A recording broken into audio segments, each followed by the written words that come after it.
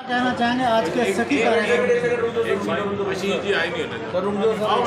देखिए, रोजी मलिक जी ने इसको शुरू किया, सखी के कार्यक्रम को शुरू किया और उसमें तीज का उत्सव जिस प्रकार से उन्होंने मनाया, मैं समझता हूँ बहुत ही अच्छा है। और तो मैं अभी कह रहा था कि जो हैप्पीनेस इंडेक्स के बारे में आजकल बात चल रही है, किस देश में खुशियाँ कितनी हैं। लोग ताकतवर तो बहुत बढ़ गए दुनिया में, लेकिन खुशी वहाँ कहीं है नहीं। तो आज दुनिया इस पे भी विचार करने पे दोबारा शुरू होगी कि भाई आप खुश भी हैं कि नहीं हैं। पैसे बड़े तो हैं, आपके पास मकान बहुत अच्छा है, आपके पास बहुत साधन है, लेकिन आप खुश भी हैं कि नहीं हैं। तो खुश कैसे हो? तो हमारे जो महापुरुष थे ना, उन्होंने इस पर पहले ही विचार कर लिया था, बहुत पहले। और उन्होंने इतने उत्सव बनाए टाइम टाइम पे, उसके मौसम के हिसाब से उत्सव बनाए, तो जिसमें लोग खुश होते हैं। नाचना गाना सब कुछ है उसमें, पहनना खाना पीना सब कुछ है, मिलना जुलना, जिसमें व्यक्ति को खुशी का अनुभव होता है। तो ये उत्सव भी एक ऐसे ही है जो खुशी का उत्सव है। बहुत ही जो पुराना इसका मनाने का तरीका था वो तो बहुत ही अच्छा था, लेकिन अब मैं समझता हूँ कि रोजी मलिक जी और ऐसे ही बहुत बड़ी संख्या में ऐसे NGO हैं जो इस प्रकार का काम कर रहे हैं और दोबारा से उसको जीवित करने के, उसी विचार को जीवित करने के, उसी प्रकार से मनाना शुरू करें, उसके लिए प्रयासरत है। मैं इनको बधाई देता हूँ इसके लिए। को साल की बातें हैं, मैं इसके बारे में कहता हूँ शिव पुराण में इस प्रकार का है जो महामहिम राज्यपाल जी ने कहा। और हमारी मान्यता है, अब हर चीज़ का कोई प्रूफ नहीं होता, मान्यता ही होती है। जिस प्रकार की मान्यता है, हमारे पूर्वज हजारों साल से मानते रहे, तो उस प्रकार से हम उस उत्सव को उसी प्रकार से मानते हैं। और हमारे यहाँ जो कुछ भी है ना, वो आध्यात्मिक ज़्यादा है। चाहे वो पर्यटन है, चाहे इस प्रकार की परंपराएं, वो जो है वो आध्यात्मिक है। हम उसके साथ जोड़ के, उसके साथ हम नैतिक भी रहते हैं और श्रद्धा भी रहती है। शहर में कितने बकाया काम है आपके कार्यकाल में जो रह गए? देखिए, काम तो बहुत हो चुके हैं, पर ऐसा तो नहीं हो सकता कि कभी काम खत्म हो जाएंगे। काम तो चलते ही रहेंगे ऐसे ही। काम तो अभी भी बहुत रहे, हम लगे हैं हम पे। और जैसे अभी कॉलोनियों को अप्रूव किया माननीय मुख्यमंत्री जी ने, तो अप्रूव्ड जिस प्रकार से करते जा रहे, अभी भी काफ़ी बड़ी संख्या में, मेरा ख्याल के हमारी भी 200 के आसपास है। 190 कॉलोनियाँ जो है हमारी अप्रूव्ड माननीय मुख्यमंत्री जी ने की। और इससे पहले भी लगभग 100 से ज़्यादा कॉलोनियाँ इससे पहले भी अप्रूव हुई हमारी। तो काफ़ी बड़ी संख्या में इसमें अप्रूव होगी हमारी कॉलोनियाँ। और माननीय मुख्यमंत्री जी का प्रयास है कि ज़्यादा से ज़्यादा हम इनको अप्रूव करेंगे। लेकिन एक सिस्टम जिससे हालांकि लोग नाराज हैं बड़ी संख्या में, जो कह रहे हैं रजिस्ट्री लोग रखी, लेकिन उसमें माननीय मुख्यमंत्री जी की सोच ये है कि पहले कोई भी, मान लो वो मैं भी हूँ, चाहे मैंने एक ज़मीन ली और मैंने प्लाट काट दिया और छोड़ के चले गया, तो आम आदमी ने प्लाट ले लिया। अब वो अप्रूव्ड थी नहीं, बाद में जो पीड़ा पंजा है या कोई सख्ताई है, तो वो उस गरीब आदमी के ऊपर चले गया जिसने प्लाट लिया था। तो इसलिए उसमें सख्ताई की गई ताकि उस गरीब आदमी को फंसना नहीं चाहिए किसी प्रकार से भी, कि प्रॉपर्टी डीलर तो बेच के चला गया। तो उसमें नियम कायदे जो बनाए वो इसलिए कि ताकि वो अप्रूव्ड हो। और इसमें कुछ एक चीज़ ऐसी भी है कि भाई जहाँ लोग बसे हैं, तो कम से कम फायर ब्रिगेड जाने की वहाँ व्यवस्था होनी चाहिए। यानी कि गली 10-11 फुट से कम नहीं होनी चाहिए। तब तक अगर कोई भी हादसा हो जाए तो कम से कम गाड़ी घुमा देना। तो ऐसी जितनी भी कॉलोनियाँ हैं जिनकी गलियाँ इतनी चौड़ी हैं, तो मुझे लगता है कि शायद लगभग ऐसा ऐसा हो सारी अप्रूव्ड हो जाएंगी। टाइम तो लगेगा, लेकिन जिन कॉलोनियों में लोग पहले ही रहते हैं और बसी हुई हैं कॉलोनियाँ 15-15 फुट की है, 12-12 फुट की है, तो क्या उन कॉलोनियों को फिर अनअप्रूव्ड ही रखेंगे? नहीं, 12 और 15 फुट की जो होंगी उनको तो अप्रूव कर ही देंगे। मैंने कहा 9 फुट से भी जहाँ कम है तो उनको अप्रूव करना थोड़ा मुश्किल रहेगा, क्योंकि कोर्ट का भी इस प्रकार का आदेश है कि भाई ऐसा ना हो कि कल कोई बड़ा हादसा हो जाए और वहाँ अगर फायर ब्रिगेड भी जा सकती, तो ऐसी कॉलोनियों को परमिशन नहीं। अभी ID भी ठीक नहीं हो रही लोगों की कमेटी में। नहीं, ID मैंने अभी मेयर साहब से बात हुई थी, उन्होंने तो मुझे बताया था कि 52,000 लोगों की कंप्लेंट थी जिसको हमने ठीक कर दिया। पर अगर कोई और भी शिकायत होगी तो हम इस मास में लगभग ठीक कर देंगे। 2024 का जो चुनाव लड़ा जाएगा, एक तो विकास मुद्दा रहेगा और कौन कौन से मुद्दे रहेंगे? देखिए, हमारा तो मुद्दा विकास ही है। हमने पहला भी चुनाव विकास के मुद्दे पर लड़ा और हमने इस बात पे लड़ा था कि हम 100% लोग, यानी कि माननीय प्रधानमंत्री जी ने कहा था कि हम 135 करोड़ लोगों के लिए काम करेंगे। माननीय मुख्यमंत्री जी ने कहा था कि हम 2.5 करोड़ लोगों के लिए, आज हम 3.25 करोड़ लोगों के लिए करें, वो 140 करोड़ लोगों के लिए का।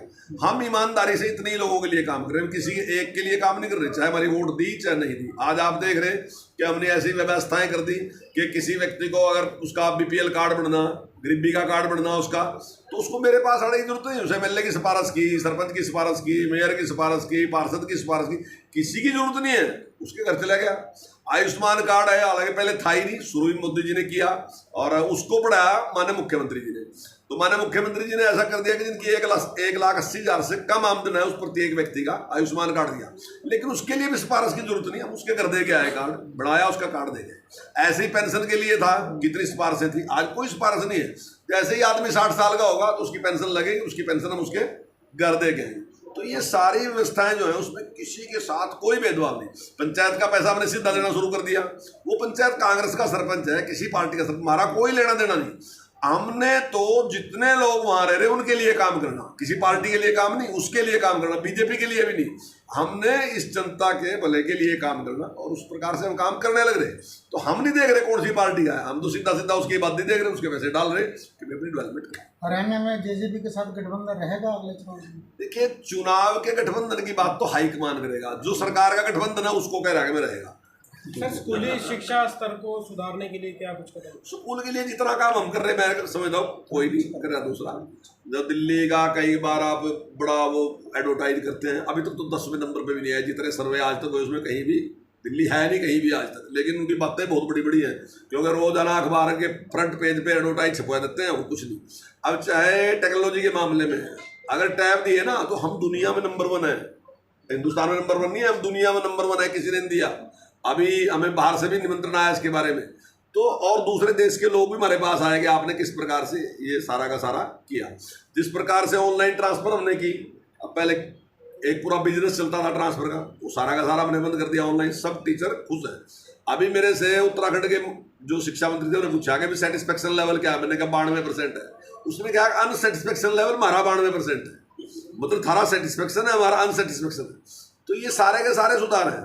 और दूसरे इसी प्रकार से जो टेक्निकल एजुकेशन है उसको देने के मामले में जिस प्रकार से हमने प्राथमिकता दी, अब माने प्रधानमंत्री जी ने कहा था कि कोई ना कोई ज्ञान, टेक्निकल नॉलेज बच्चे के पास होनी चाहिए जब वो छोड़ के जाए स्कूल। और उन्होंने कहा कि जो नई शिक्षा नीति आई उसमें उन्होंने कहा कि 6ठी क्लास में, हम पूरे देश में मैं समझता हूँ पहले ऐसे हैं जिन्होंने 6ठी से शुरू कर दिया। इस टाइम हमारे पास 90,000 से ज़्यादा बच्चे जो हैं वो वोकेशनल एजुकेशन लेने लग रहे, और हम ही ऐसे स्टेट हैं जो हर बच्चे को 17,000 रुपये की एक किट दे रहे उसको। अगर आप आज गए होंगे इस प्रोग्राम में, आपने देखा भी होगा, दिखाया होगा किट, वो 17,000 रुपये किट है। यानी कि बच्चा इतना ट्रेंड होकर निकलता है कि वो अपने आप स्टूडेंट रहते हैं, जो पैसे कमाने शुरू कर देता है। कि जैसे कोई उत्सव आता है, जैसे आज तीज का उत्सव है, इसमें भी मेहंदी लगाना, दूसरे काम करना, और करवा चौथ है उसमें भी लगाना, और ठीक ठाक पैसे वो 10-10, 8-8 हज़ार रुपये कमाए। बात 8-10 हज़ार की नहीं है, मैंने कहा 8-10 हज़ार रुपये को बहुत बड़ी राशि है। बात है कॉन्फिडेंस की, कि बच्चे में कॉन्फिडेंस आया, एक दिन 2 दिन उसने काम किया, उसने 5,000 कमाए, 2,000 कमाए, 8,000 कमाए, 10,000 कमाए, लेकिन उसमें कॉन्फिडेंस है कि अब चाहे बेटा है चाहे बेटी है, मैं भी ये काम कर सकता हूँ। तो ये सारे काम जिस प्रकार से हम करने लगे, हम प्ले स्कूल खोलने की बात है, अभी देश में मुझे लगता है कहीं और खोल ले, हमने 8,000 स्कूल खोलने का शुरू कर दिया, हमने 4 पहले खोल दिए, 4 अब की बार कर दी।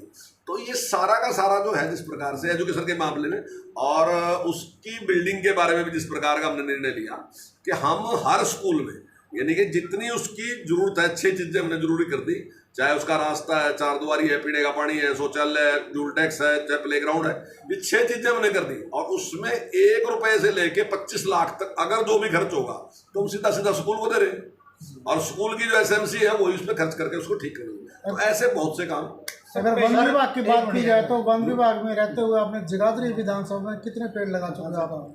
नहीं, देखिए, अब जगाधरी विधानसभा के तो अचानक आपने पूछा कि कितने पेड़ लगा सके, लेकिन मैं दावे के साथ कह सकता हूं कि जितने पेड़ जगाधरी, हालांकि उसको मैं उसका श्रेय नहीं लेता कि वो पेड़ मैंने लगाए, लेकिन मैं कहता हूं कि जगाधरी विधानसभा में मैं समझता हूं कि 60% से ज्यादा जमीन के ऊपर पेड़ खड़े, और मैं समझता हूँ शायद ही कहीं इतने पेड़ होंगे जितने सर, मैं एक सवाल पूछ रहा हूँ कि अब ये चौटाला परिवर्तन यात्रा लेकर के पहुंचे हैं यमुनानगर में, उनका कहना है कि बीजेपी ने रोजगारों को काम तो नहीं दिया, आइडिया बनवाने के काम पे लगा दिया बीजेपी ने। पहले दूसरी आईडी बनाई, आप चीजें ऐसी होती है ना जी जो समझ से बाहर होती है।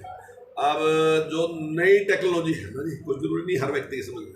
अब अभी कांग्रेस वालों ने भी कहा कि हर चीज के लिए पोर्टल बना दिया, हर चीज के लिए पोर्टल क्या है?